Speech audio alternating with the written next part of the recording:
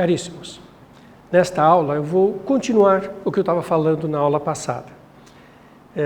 Já adianto algumas coisas para vocês. Eu estou dando esse exemplo de passeio aleatório, esse que a gente chama do ganho ou ruína do jogador, porque ele é um exemplo interessante, um exemplo super rico de um processo estocástico. Depois eu vou falar um pouquinho de martingais, que são outros exemplos de processos estocásticos. E depois eu vou falar um pouquinho de processos estocásticos em geral. Mas eu quero primeiro que a gente olhe dois exemplos com mais detalhes. E há um monte de ideias ricas aqui, que são ideias que estão concretizadas neste exemplo e que vão nos ajudar a entender o processo geral quando eu falar de processos estocásticos de forma um pouco mais genérica. Tá? Resumo da aula passada. Eu tinha uma sequência de variáveis aleatórias. E era uma variável aleatória muito simples. Todas, eu indexei xi, porque eu ia fazer com que elas atuassem sucessivamente, mas todas são iguais. A probabilidade da variável aleatória xi ela pode valer 1 ou menos 1, com probabilidade meio. Por que esse é o exemplo do ganho ou ruína do jogador? Porque imagina que o jogador joga uma moeda, cara ou coroa. Se dá cara, ele ganha 1, se dá coroa, ele perde 1. Imagine que ele está num cassino, num sistema de jogos, em que acontece isso. Joga-se alguma coisa que tem probabilidade meio de dar um ganho ou uma derrota. E o modelo é super simples, porque nós estamos supondo que o ganho é 1 unidade ou a perda é de 1 unidade. Ele tem um valor inicial, então ele começa com esse valor inicial e vai jogando a moeda, vai executando essa variável aleatória. Então, vamos lembrar de variável aleatória. O evento é jogar a moeda. A variável aleatória associa um número ao evento. Por isso que eu digo que a probabilidade da variável aleatória valer 1. O meu evento não é 1 ou menos 1. O meu evento é jogar a moeda. E a cada lance da moeda eu associo 1 ou menos 1. E uma discussão que faremos... e se o jogador resolver apostar mais do que 1? Ele pode ganhar ou perder mais ou menos do que 1. Isso também nós vamos pensar um pouquinho depois. Isso é um exemplo bem básico inicial de passeio aleatório. Começa num lugar e ou anda um para a direita ou um para a esquerda. Ganha mais 1 ou perde 1. E vai evoluindo assim. No exemplo clássico do jogo, do ganho ou ruína do apostador, a gente coloca a seguinte pergunta. Se ele chegar a um montante de ganhos de A, uma quantidade positiva, tem que ser inteiro, né? Porque ele começa com um valor inteiro e ganha ou perde de 1 em 1. Se ele chegar no A, ele para o jogo porque ele está satisfeito com o que ele ganhou. E se ele for perdendo, ele tem um máximo do que ele pode perder. O máximo, vamos chamar assim, de crédito que ele tem. Se ele ficar com uma dívida de menos B, ou seja, se ele perder B unidades, B positivo, menos B negativo, aí ele foi para a ruína. E ele tem que abandonar o jogo. Eu estou interessado nesta grandeza aqui. O mínimo valor de N em que ocorre da soma chegar no A e ele sai do jogo porque ganhou, ou a soma chegar em menos B e ele sai do jogo porque foi a ruína. Mais para frente, quando eu falar de outros conceitos mais gerais, esse tal aqui vai ter um nome legal, ele chama tempo de parada, stop time, porque ele dá uma regra para eu interromper o processo. E nós vamos discutir conceitualmente o que tem que ter um stop time para ser digno deste nome. Eu vou provar mais duas coisas sobre esse stop time. Eu provei o teorema 1 que a probabilidade da soma chegar em A saindo de zero, ou seja, que o stop time é acionado porque o S tal chega em A e não em menos B. Veja, quando eu escrevo probabilidade que o S tal é o primeiro tempo em que ocorreu ou um ou outro, ou ganho ou ruína. Quando eu escrevo probabilidade do S tal será, quer dizer, probabilidade de ganhar. Ele atingir o A antes de atingir o B, o menos B. Eu provei que era B sobre A mais B. Agora eu vou provar mais 2 teoremas. Para provar esse, eu usei uma função de recorrência de grau 1. Chamei de FK a probabilidade dele ganhar tendo começado no K, não começado em 0. O que eu procuro é a probabilidade dele, eu digo, né, qual é o valor inicial para efeitos do meu jogo, então eu vou começar com 0 e quero saber aquela probabilidade. E defini essa função e valia uma lei de recorrência, que eu acabei descobrindo quanto é que era essa F. Isso tudo na aula passada, isso é um resumo, né? FK era metade de FK menos 1 mais metade de FK mais 1. Por que era isso? Porque imagina que você está no K. Qual é a probabilidade de saindo do valor K? FK é você ganhar começando com K. A probabilidade de você, imagina que você está com K, começou. Ou você vai para o K menos 1 ou para o K mais 1, com probabilidade meio e meio. Então a probabilidade de ganhar o jogo começando com K é a soma da probabilidade de ganhar o jogo começando no K menos 1, com a probabilidade de ganhar o jogo começando no K mais 1. Mas cada uma ponderada por meio, porque saindo de lá eu chego aqui ou aqui com probabilidade de meio. Isso eu provei. Agora eu vou provar mais 2 teoremas. Que o tal é finito. É muito natural que o tal seja finito. Quase sempre, quando a gente define, existe um princípio quase que filosófico, né, na estatística, na teoria de probabilidades. Se uma coisa tem uma probabilidade positiva de ocorrer, ela vai ocorrer com probabilidade 1 se você der o tempo suficiente. Então, é isso que a gente vai provar. É um raciocínio bem sutil e bem técnico.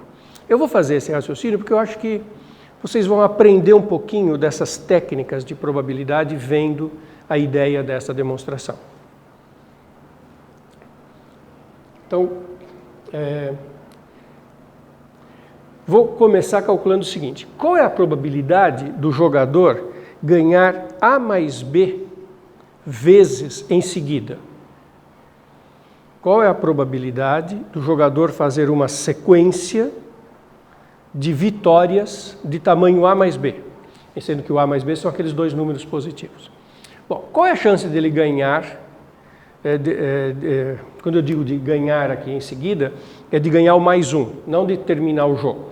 Qual é a chance dele ganhar mais 1, né, dele ter uma aposta boa, numa sequência de A mais B? Bom, a chance dele ganhar mais 1 é meio.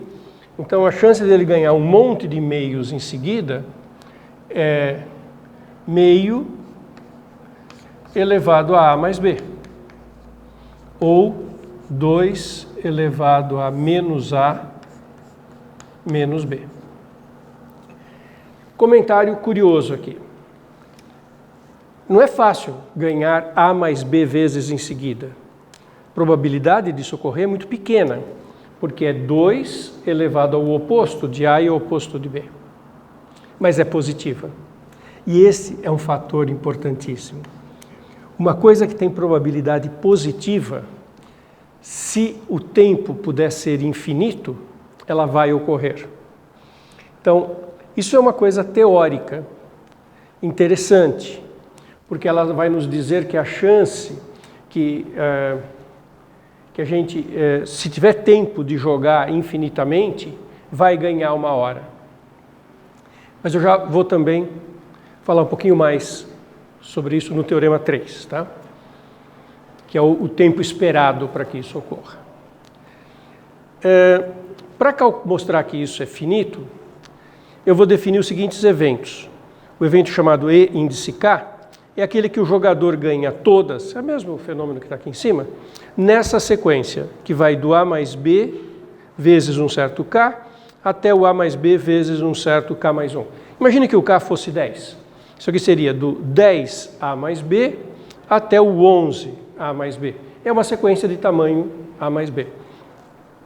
Imagine que o K vale 10 e o A mais B vale 5. Então isso aqui é 50, 5 vezes 10. Isso aqui é 5 vezes... isso. E aqui é 11 vezes 5, 55. Então é uma sequência de tamanho de 50 a 55. Quando eu vou de 50 a 55, tem 6 elementos. Por isso que eu tiro um aqui, para ficar tamanho 5. E a próxima sequência vai começar no K mais 1, A mais B, e vai até o K mais 2, A mais B. São sequências de tamanho A mais B. Imagine essa sequência de eventos. O jogador ganha todas entre o A mais B vezes alguma coisa e o A mais B vezes alguma coisa mais 1. Entre o A mais B vezes 10 ou entre o A mais B vezes 11. É uma sequência de tamanho A mais B, tirando esse 1. O tempo para encostar no A ou no menos B é maior que N vezes A mais B se o EK falhar sempre. Isso é um argumento super sutil. Se o EK ocorre, ou seja, se tem uma sequência de ganhos numa sequência dessas, 10A mais B até 11A mais B, se tiver uma sequência de ganho em todas, ele ganha o jogo. Pausa para pensar por quê. Bom, não sei onde ele está. Se ele ganhar A mais B em seguida, mesmo que ele esteja muito perto da ruína, muito perto do menos B, se ele ganhar A mais B vezes, cada vez dá uma unidade, mesmo que ele esteja perto da ruína menos B, esse A mais B ou B aí vai compensar o menos B e ainda vai sobrar A e ele chega no SN igual a A. E aí ele ganha o jogo, que é o que eu estou interessado. Então, se um desses eventos ocorre, ele ganha. Não vai para a ruína, ele vai para o ganho global no jogo. Tá? Isso é muito sutil. Então, se o tempo para tal, imagine que ele possa até ser infinito. Se o tempo é grande, é porque os EKs estão falhando. Todos os EKs falharam. Isso me permite escrever a seguinte igualdade, agora em termos de probabilidade. A probabilidade que o S tal seja, que o tal seja maior que NA mais B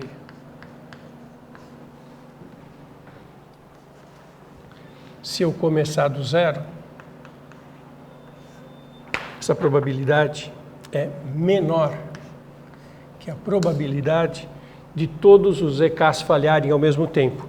Todos os EKs falharem ao mesmo tempo é intersecção dos EKs complementar.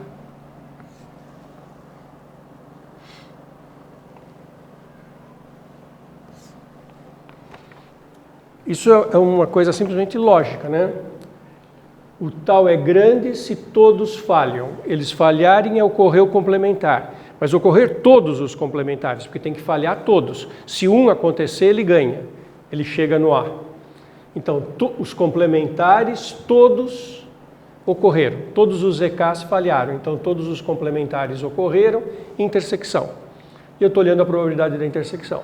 E isso é menor, porque isso aqui ocorre se todos esses falharem, ou seja, se o meu NA mais B, ele está ocorrendo, este evento está na intersecção de todos, porque ele está em todos os complementares. Então, esse evento tal ser grande é menor que esse evento intersecção de todos os EKs. Por isso que é menor ou igual. E agora, olha que bonitinho. A probabilidade do tal ser infinito, se o S0 for zero, é menor ou igual que a probabilidade do tal ser maior que o NA mais B.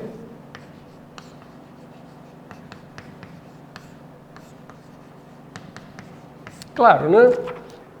A probabilidade da interrupção não ocorrer nunca é menor do que ela ocorrer num certo tal grande. Acontece que isso aqui, a gente já viu que é menor ou igual que isso. E essa probabilidade do complementar é 1 menos probabilidade do EK é 1 menos 2 elevado a menos A mais B. Porque a probabilidade dele ganhar todas é 2 elevado a menos A menos B. A probabilidade dele não ganhar é o complementar, é 1 menos isso. Outra coisa, esses eventos são todos independentes. A probabilidade dele ganhar numa sequência ou ganhar na sequência seguinte é independente. Então, a probabilidade da intersecção é o produto das probabilidades.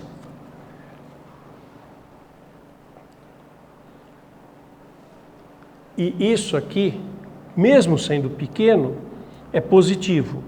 Isso é menor do que 1. Um número menor do que 1 elevado a n, quando o n cresce, vai para 0. Então eu concluo que a probabilidade do tal ser infinito, começando no 0, é 0. Ou seja, a probabilidade, eu posso dizer isso em palavras, que é o seguinte: tal é finito com probabilidade 1. Isso é um argumento, sim, muito sutil, muito técnico, muito delicado, mas muito bonito e muito educativo. A gente aprende um bocado de coisas refletindo sobre este exemplo. Não vou parar agora para discutir isso, mas eu vou discutir, numa próxima aula, o que significa probabilidade 1 e probabilidade 0. Isso é uma coisa bem sutil. Dizer que uma probabilidade é 0 não quer dizer que ela não ocorre em probabilidade. E dizer que a probabilidade é 1 é dizer que uma coisa com certeza ocorre em probabilidade. E isso é uma coisa que a gente vai discutir numa próxima aula. Agora eu vou passar para o próximo teorema. O próximo teorema, eu vou olhar desse tal, que é a probabilidade de eu ganhar, qual é o valor esperado, qual é a média. Eu já vi que ele é finito, então ele vai ocorrer. Agora, qual é a minha expectativa? Que leve quanto tempo para ele ocorrer? Isso é fundamental para o apostador, para eu saber se vai demorar muito, porque se for demorar muito, eu tenho que ter muito capital para bancar as eventuais perdas no meio do caminho. É um belo teorema também. Vamos lá? Então, olha que bonitinho esse próximo teorema. Teorema 3. Eu vou calcular a esperança, o valor esperado. Nessas aulas iniciais eu estou insistindo muito nessa história de valor esperado, porque a gente tem que entender bem o que é valor esperado. Valor esperado é um conceito extremamente sutil. Ele é tão sutil quanto o conceito de probabilidade condicional. E muitas vezes a nossa intuição aponta para um lugar diferente do que deveria. Então, qual é o valor esperado do tal? Quem é o tal? O tal é o tempo mínimo para o jogador ter que sair do jogo, ou porque ganhou, ou porque foi para a ruína. Eu calculei antes a probabilidade do tal vencedor. Essa é a probabilidade do tal vencedor, porque é a probabilidade do S tal valerá, ou seja, do tal ocorrer, porque ganhou. Agora eu estou calculando a esperança do tal, que é o fim do jogo. É o jogador ganhar ou perder. E eu vou mostrar que esse valor esperado é o produto dos dois termos A e B. Tinha que depender do A e do B, né? Claro. Quanto maior o A ou maior o B, mais tempo vai demorar para que a coisa ocorra. Seja ele atingir o A e ganhar, sair do jogo porque está vencedor, chega a atingir no menos B e sair do jogo porque foi a ruína. Então, era razoável que dependesse de A e B, e essa é uma fórmula possível. Eu também vou fazer por recorrência, só que eu vou fazer uma recorrência aqui mais sofisticada. E isso também é uma coisa que cabe que vocês perguntem: poxa, mas de onde surgiu essa ideia? E aí eu tenho uma resposta que é uma resposta um pouco, não sei como dizer, talvez decepcionante. Eu não tenho essa ideia porque eu olho para esse problema e de uma maneira muito clara vejo, olha, é por isso, junta essas três peças que é óbvio que tinha que pensar nessa função. Não. Aqui tem anos de gente trabalhando nesta área, fazendo um monte de coisas por tentativas e erro, fazendo analogias com outras áreas da matemática e das ciências e tentando. E aí vai coletando. E aí a gente narra, né? A narrativa que eu apresento é a narrativa do que deu certo. E eu não vou, né, a gente não fica falando de todos e todas as tentativas que deram errado. Parecido com antes. Antes eu escrevia uma função valendo K, que era a probabilidade de ganhar o jogo no global, começando com K. E o que eu queria mesmo era começando com 0. Mas eu obtive a fórmula para começar com K. Agora eu faço uma coisa parecida. G de K é o valor esperado, esperança, a média, do tal, se eu começar com K. Nós vamos descobrir quem é essa função G. Ela satisfaz uma lei de recorrência. Eu vou descobrir quem é a G e vou calcular G de 0. Porque G de 0 é o valor esperado começando com 0. Que é o nosso exemplo, né? O nosso estudo básico está querendo calcular. Bom, lei de recorrência. Se isso é valor esperado, olha que sutil. É parecida com a lei de recorrência anterior, mas tem um termo mais um. Então, esta função g de k, valor esperado no k, é metade do valor esperado no k menos 1, mais metade do valor esperado no k mais 1, mais 1. Por que tem esse mais 1 aqui? Olha que bonito o raciocínio. Isso é o valor esperado se eu começar com k. O que eu quero mesmo é achar o valor esperado se eu começar com 0. Mas eu vou descobrir quando eu começo com k. Bom, comecei com k. Essa nossa variável aleatória, com probabilidade meio ganha 1, com probabilidade meio perde 1. Então, se eu estou começando com k, com probabilidade meio eu vou perder 1 e vou parar no estado k menos 1. Ou, com probabilidade meio, eu vou ganhar 1, vou parar no estado k mais 1. Então, o tempo que eu levo, o valor esperado, se eu começar com k, é uma unidade a mais. Né? Imagina que já joguei uma vez, então agora eu estou no k menos 1 ou no k mais 1. Então aqui já foi dado um passo. Já saí do k e joguei a variável aleatória xk, caí no k menos 1 ou no k mais 1. E aqui isso pode ocorrer com probabilidade meio, isso com probabilidade meio, e soma 1 porque eu já dei um passo. Então esse é o número de passos. Quando eu já dei um passo, aqui tem um passo a menos. E o valor esperado, se eu começar no menos b ou se eu começar no a, é 0, né? Porque se eu começar já na situação de ganho total, o jogador vai embora. Se eu começar na situação de ruína, o jogador vai embora. Objetivo, obter g e calcular g de 0. Essa equação de recorrência é muito sofisticada, então a gente introduz uma diferença de ordem. Eu vou introduzir uma função diferença aqui. Delta G, calculado em k menos 1, uma função que vai ser igual a g de k menos g de k menos 1. Essa é uma variação. E eu vou calcular essa variação da variação. Aí, de novo, você vai me perguntar, mas como é que você foi ter esse tipo de ideia? Esse tipo de ideia está no caldo de cultura desta área do conhecimento. É isso que se chama análise de passeios aleatórios, diferentes passeios aleatórios, a partir dos primeiros passos. A expressão em inglês é o first steps, que é olhar esses passos. Aquilo que eu fiz na aula passada e que eu estou fazendo nessa. É um modelo de abordagem legal de conhecer. O que é calcular o dobro? Calcular o dobro é fazer essa delta do delta de gk menos 1. Fazer o delta duas vezes. A primeira vez é delta, agora delta de gk menos 1 é g de k menos g de k menos 1. Eu apliquei o delta aqui dentro, certo? E agora eu vou fazer delta de GK e delta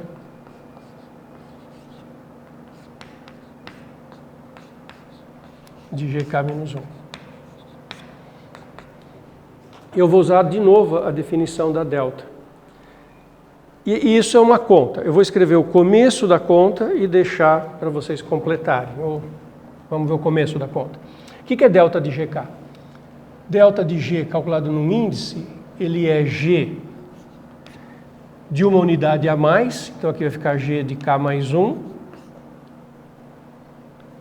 menos G de uma unidade a menos, K menos 2, menos delta no K menos 1.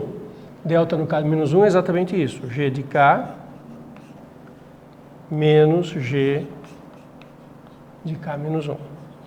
Veja só, eu apliquei o delta 2 vezes para dar isso.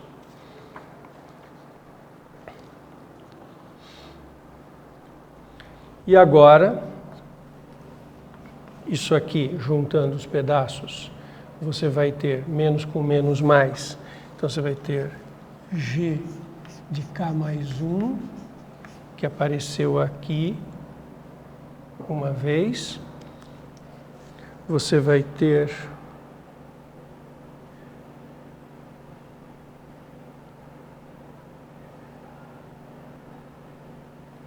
desculpe, eu escrevi uma coisa errada aqui. O delta G é G de uma unidade a mais e repete aqui o K menos 1. Então aqui é G de uma unidade a mais e aqui repete. Aqui é K. E aqui no K menos 1, K e K menos 1. Tá certo, agora tá certo. Aqui fica então G de K menos 1, menos 2 vezes o G de K. E menos com menos mais, G de K menos 1.